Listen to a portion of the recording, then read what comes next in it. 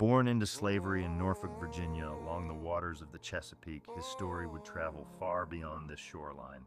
In the heart of the American Civil War, a symbol of freedom, the Stars and Stripes became a beacon of courage in the hands of a man who defied every expectation. This is the story of Sergeant William H. Carney, a tale etched in fire and sacrifice, proving that heroism knows no color.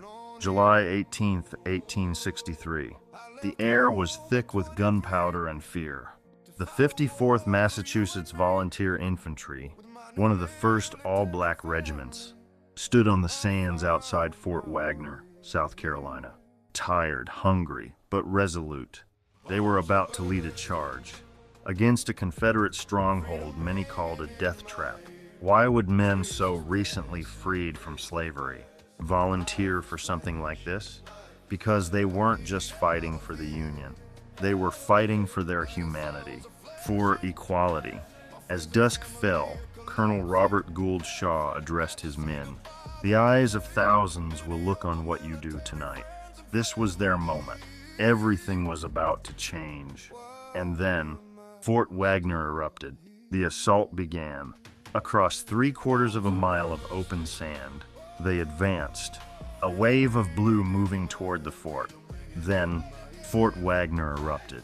A wall of fire, shot and shell tearing through the air, explosions everywhere, men falling all around. And in the chaos, the flag bearer went down. The American flag, the symbol of everything they were fighting for, began to fall, but it never touched the ground. Sergeant William H. Carney saw it. Without hesitation, he dropped his rifle and ran forward. He caught the flag before it fell. Then he kept moving, through gunfire, through smoke, through chaos. He was hit, shot in the arm. Then again, chest, leg. Still he moved forward. Step by step, he reached the wall and raised the flag, a defiant stand in the middle of battle. Even as the assault began to fail, Carney refused to let it fall. He moved, step by step, across the battlefield, through smoke and chaos. The flag, still in his hands, he carried it back to Union lines, refusing to let it fall. Born into slavery, in Norfolk, Virginia, he had already fought for his freedom. Now, he held the line for something greater. He served as a sergeant in the 54th Massachusetts, and later rose to the rank of sergeant major. Years after the war, when asked about that day, his words were simple. "Boys, I only did my duty. The old flag never touched the ground."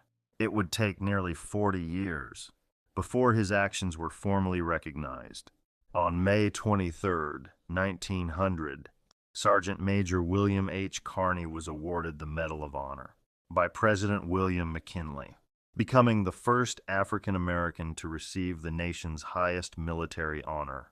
His story connects these waters, from Norfolk and the Chesapeake, to one of the defining moments in American history. It stands as a reminder that courage is not always found in victory, but in the decision to keep going and to hold the line when it matters most.